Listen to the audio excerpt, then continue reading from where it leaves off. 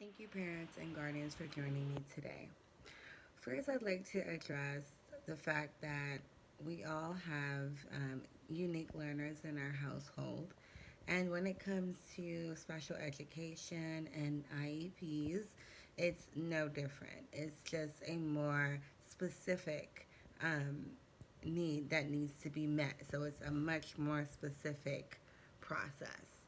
Um, that you'll be involved in with IEPs.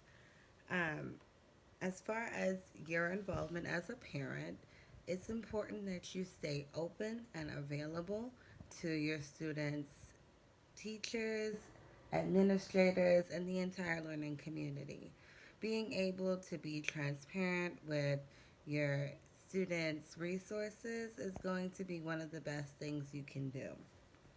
Um, in the first, very first process of IEPs, it would be the referral process, which is a recommendation from someone in the school. Could be a principal, teacher, someone who works with your child um, more exclusively academically. They can make a reference for you to get the child evaluated to see if there's any possible needs that need to be met within the special education program. It is with your consent that the child will be evaluated and able to be determined if special education would be the right option for the child. Um, you have, or the school has 45 days after your consent to get the child evaluated and come up with a action plan if needed.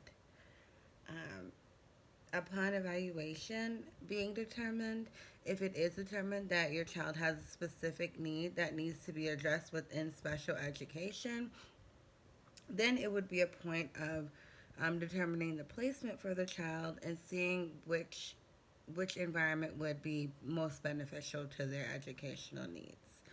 Um, Only specific disabilities would be eligible. All disabilities are not eligible for a special education um, plan to be made for your child.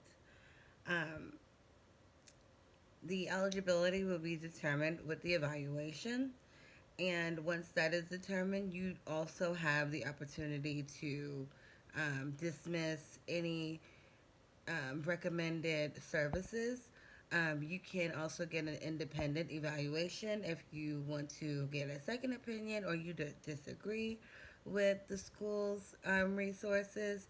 So you do have a lot of rights when it comes to the education of your child. All the components of IEP end up becoming somewhat like a flow.